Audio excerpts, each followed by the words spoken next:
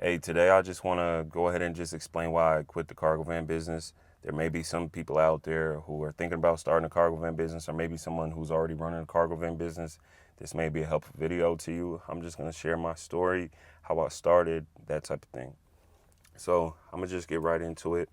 For those of you who don't know me, my name is Daniel. I'm a young entrepreneur. I'm from Denver, Colorado. I recently just moved with my family of five to Dallas, Texas.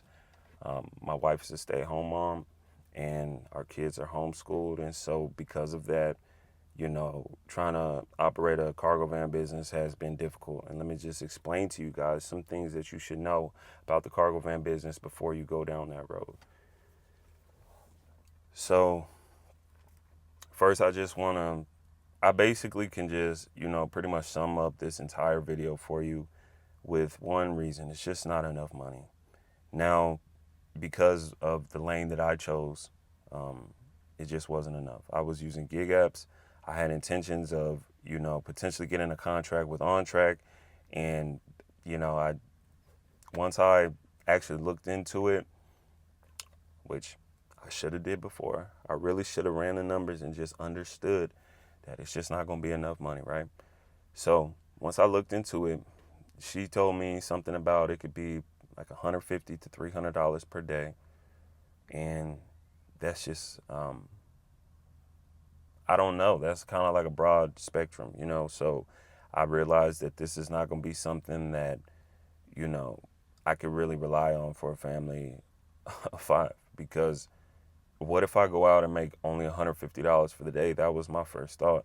I pretty much would take a loss. It would almost take that much just to operate the vehicle, from the payment, the insurance, especially with the insurance, the commercial insurance, that's going to be a lot. So I pretty much, once I did the math and realized that some days I wouldn't even be able to pay myself, I pretty much just stepped back from that. Now, I was continuing to drive Amazon Flex and shipped until I eventually, I got fired, man.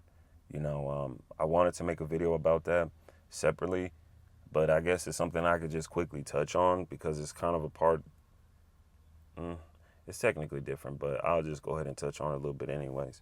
So for those of you guys who don't drive Amazon Flex or Shipped, even if you don't know what Shipped is basically Target's version of Amazon Flex, where you can go to a warehouse, pick up packages, and deliver it to customers. You get paid a certain amount per route. It's usually not very much, but the way that you can make some decent money is to just basically stack them all up. Like, so I would do about 4 routes a day. And what that looks like is chaos, basically. So you're going to have to do 4 routes all across town. For most routes, you're going to have to go back to the warehouse to pick up another one. And when you stack it up like this, because of the deadlines and things like that, and traffic, driving all the way across town, and then you have to consider maybe putting extra miles, and it's going to cost extra gas money and that type of thing. So by the time you do all that, just to do 4 routes a day, yeah, you can make almost $300 a day depending on your market. But it's a crazy day, man. I'm just gonna tell you, because I would pretty much wake up at 3 a.m. So I would have the 3 to 6 a.m. route. Then I would go pick up 2 routes from Shipped. One was a post office route. The other one would be a large route. And then when I finish all that, I would go back up and pick up an evening route with Amazon. And one time I got fired from Shipped because I had too many lates. Basically, what that means is if you have one package on your entire route that's late, I mean, they do give you till 9 p.m. So if you deliver one package past 9 p.m., the entire route is considered late. And once you do that twice, now you're at risk. So so basically I was at risk one time, and there was a snowstorm and I was not going to be able to finish my route on time. I tried to return the route back to the warehouse, and because I was basically at risk, there was nothing that could be done. Somebody at the warehouse tried to reach out to headquarters, but you know how that goes. Basically, once you're deactivated, you're pretty much just done. And so, I don't know if I mentioned this already, but I already had my wife sign up for these apps as well, just in case anything happens. So this I got fired from ship before I moved out to Dallas. And so when I moved out to Dallas, my wife had to go inside the warehouse and pick it up, and then I would be the one to deliver it. And so I was doing that for a while. Okay, with that being said, those are pretty much the main reasons why I decided that the cargo van business wasn't going to work for me. The contracts that I was able to find weren't going to pay consistent enough. I tried to look into T-Force as well, and it was kind of that same broad range. You just never exactly know what you're going to make, even when you have some type of contract. What they're looking for is they're looking for people with multiple vehicles who can run and operate a fleet and have some type of experience. They're not necessarily looking for somebody to come in and be an owner operator and build up a fleet. And so if somebody would have just said it like that to me, maybe I would have thought about that before I went out and invested into a cargo van, because the reality of it is that I went out and purchased this cargo van, and then I, eventually decided that I didn't want to do the cargo van business anymore. And so now every single month I still have to pay this cargo van. And so that's something to take into consideration as well, because even if you wanted to leave, well, at least if you purchased it the way I did, I financed it. And so obviously I can't just say, hey, you know what, I don't want this anymore. Can I just, give it back? I did try to trade it in. I was unsuccessful because I'm too much upside down on this cargo van. And so there's really not a way for me to get out of it right now. Maybe I could pay it off for a while and then try again later when I have more equity in the vehicle. But since I just purchased it in November, there wasn't any way for me to trade it out. So that's just the reality of it. And that's something. This is exactly why I'm making this video, because just hold your horses. Make sure that you have work before you go get the cargo van. Just be smart about it. I wouldn't say go buy a cargo van just to go do gig apps. Maybe there's other gig apps that you can use, Roadie. I don't know all the gig apps. I'm not the gig app expert. I'm just saying I know there's probably people making more money than me, or more money than $300 per day using gig apps. But I'm not going to be the one to promote gig apps anymore, because obviously if you're just the type of person who just doesn't like to work a job for whatever reason, then obviously gig apps is a perfect way for you to just basically have your own like job, quote unquote, because it's not technically a job. You technically probably get paid less than most minimum wage employees, and you don't have any benefits and different things like that. But I am the type of person who understands that if you don't want to work for somebody, then you're just not going to work for somebody. So gig apps are perfect in that case, and it's like a way that you can technically, quote unquote, start your own business. I'm just gonna put that in quotations though, because it's technically not a business. I mean, you can operate it as a business. Technically, from a legal perspective, you can run and operate a gig app through an LLC, and you can establish business credit, and you can like technically operate it as a business. But what most people do is most people just think that now they're their own boss and that everything is cool, and yeah, I'm making all this money, but some people don't actually calculate the cost, and a lot of people don't operate it as a business. And ultimately, the one thing you should know, I know not every business has employees, but you can never have employees, unless you were, I mean, there's really no way to do it. I don't know. I used to see Hispanic people at the warehouses, at the shipped warehouses, and I would be waiting at the gas station across from the warehouse because I would have to pick up multiple routes, and so I had to wait in the parking lot. And a lot of the people who would be driving routes for them as well, working for ship, whatever, other ship drivers, they would be in the parking lot, and I would see them go into the warehouse, pick up a route, come back out, load it into another vehicle. That other vehicle would leave. They would go back up, go back in there and pick up a route. Now, do I know what they were doing? No, I don't really care. Because obviously I was driving under somebody's account too. I don't care. I'm not a snitch or nothing like that. All I was saying is that I seen some people that maybe, I don't know that, but I wouldn't consider that employee. Um, that's just, I don't know how to explain that one.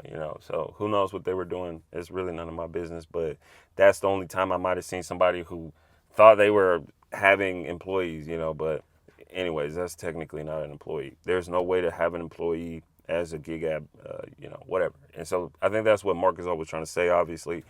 And I understand that. I don't think that he understands what I was saying is that I wasn't trying to operate a gig app as like a business where you can go and hire employees and you can scale. That's obvious, you can't hire employees. Like, I understand that, but technically you can operate it as a business. You can carry yourself professional and you can make sure that your numbers line up and whatever else. I mean, but ultimately there's no way to scale it and you're limited to your time. And so it's technically a job where you're getting paid less than you would with minimum wage, and you're putting wear and tear in your vehicle and all these different types of things. And it's all because of an illusion that you're not working for somebody else, when in reality, you're technically working with the people that you're contracting with, whether it's Amazon, Flex, Uber, whatever, so you're technically not an employee and nobody's gonna, get on your nerves. I don't know. Well, I can't say that because there's still gonna be people who get on your nerves. That's just the reality. But nobody's gonna be trying to tell you what to do. But I mean, if you don't adhere to certain rules and guidelines or whatever, and obviously you get deactivated, and that's something that can hinder your success because now you just lost the app. You just lost the access to the app, and so to have all that control under somebody else, that's obviously not a smart thing to do. And so I'm saying all this to say that at a certain point I realized I wasn't going to be making enough money. And I think actually Mark just reposted this video that I'm going to talk about right quick. He reposted an interview for probably about 2-3 months ago or whatever. It was when I was going through like a very critical time out here in Dallas. I had just, got here, basically crash landed here, like it depending on, I've never moved a whole family to another state before. I have moved out of state a couple times or whatever, but it was different. So this time, we're having to move everything. We have to bring a cargo van, a car, we have a freaking U-Haul. So this was, in my opinion, it was like a crash landing, man. And it was like, it barely had enough just to get here, And I'm saying this, obviously it's going to sound irresponsible what I'm saying, but I really just believed that everything would be okay. And so I got out here and I was doing the gig apps and stuff, and I realized that it just wasn't going to be enough money. And so I started to brainstorm and think of things that I could do. And I had some experience in the past. My mom had worked for a nonprofit in Denver. It was like, it was working with African people. And so they asked, basically my mom told them that I had, I could film videos and stuff like that. And so they asked me to film some videos, and I basically had to go to all these small businesses and pretty much like showcase their business, pretty much ask them how they got started, what type of products they sell, whatever, and do it all in like under a 2-minute video. And I made about like 20 of these videos, right? And so because of that experience that I had in the past, I started to brainstorm. And at the time I was still making videos on YouTube, even though I took a 2-month break recently. But at the time I was posting. So I was like, how can I leverage what I already know? And I already have experience working with businesses in the past. And, in the past, like I said, my mom was working for a nonprofit. And because I was an entrepreneur and I told her, well, like, why are you working for these people or whatever? Like, you should be your own boss. She ultimately one day, this was about 3 years ago, she started her own nonprofit. Well, she was the founder, and now she's the executive director of the nonprofit. And so I actually, initially, I went to her and I pitched her an idea, and I said, hey, I noticed on your website you don't have a video about the nonprofit. And I think it would make it much easier for people to understand your mission and your purpose and, all these different types of stuff if we make a short 2-minute video, because that was the experience that I had, was making 2-minute videos. And I said, I'll do it for free. I was going to do it for free. And then I wanted to go out in Dallas and I wanted to show, well, I probably would have went to like, I don't know what type of business owners I would have went to, man, because I really only had that experience working with like all these different African immigrants and these type of business owners. So, but if you know people in these communities, you'll know that they're not always so trusting of outsiders. And so I didn't really know exactly how that was going to work. And so luckily what actually happened was when I pitched this idea to my mom, basically she said, well, how about you come in and work with me? So although I'm not an employee, I'm an independent contractor. and so I do some work for her through, obviously as an independent contractor. So there's different things that I do, like I rebranded the website.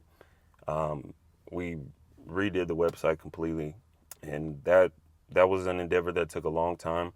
It took about a month and a half to finish that. It was probably some of the most, like, that was a sharp learning curve. I had made some simple websites in the past using like Wix. These are like really simple websites, and this was the first time I had to do an entire website build. And in reality, what I was doing was I was helping to develop the programs, because nonprofits, one of the ways that they make money is they can provide some type of service, and so we have programs where we provide different types of services. And so it took some time to develop the programs and to basically put them on the website. We created different funnels where we can collect people's information, and we have newsletter, and we're working on a blog. And I actually just recently went out to Denver. I flew out there to record some events and different things like that we have going on, and just to help promote the nonprofit. And so the work that I'm doing there, I really enjoy it. It's very difficult because working with family, this is the first time that I've really consistently worked with family. I think I've been at the nonprofit about almost 3 months now. And so for me, I'm somebody who hasn't worked a job. And so, again, although I'm technically not an employee, you could technically say this is a job. I mean, it has that stability, at least for now, and so that's why I'm doing this. I'm just going to work with the nonprofit, and I'm going to also do gig apps on the side. Because I still have other expenses that I need to take care of, like this cargo van. So I'm going to use the cargo van. I'm going to do some roadie and use this to pay the cargo van. And then the work that I do with the nonprofit, that's going to be able to pay for rent, utilities, that type of thing. And then the work that I do with other gig apps like Instacart and Uber Eats, that's going to take care of, food and all the other bills. And then there's some money left over to save, and just making sure that I'm being responsible. I just wanted to make some type of update video. I know not everybody out there knows who I am or nothing like that, but there are some people who have been posting, asking, just for some type of update. So this is just basically what I'm doing. I'm providing an update. I also wanted to help some people understand that if you have a family, especially if your wife is not working, then trying to operate a cargo van business because of the expenses, yeah, you might be able to make a certain amount of money per day, but you have to always factor in your expenses and what you're going to pay yourself. Then you have to set aside money for maintenance, and you have to set aside money for taxes. It's a lot to take into consideration, and I think that people just hop into this really quick, and you'll find out that it's not a joke, like I did. And if you guys like this type of video, then make sure to subscribe. Basically, what I'm doing here is I'm a young entrepreneur. I've had just dreams of being a millionaire for a really long time now, and I'm not going to give up on those dreams. And, if you're somebody who can relate to that, just go ahead and drop a like. Make sure you subscribe, man, and just follow me on this journey. It's the Millionaire McQueen journey. I appreciate you guys. Have a good one.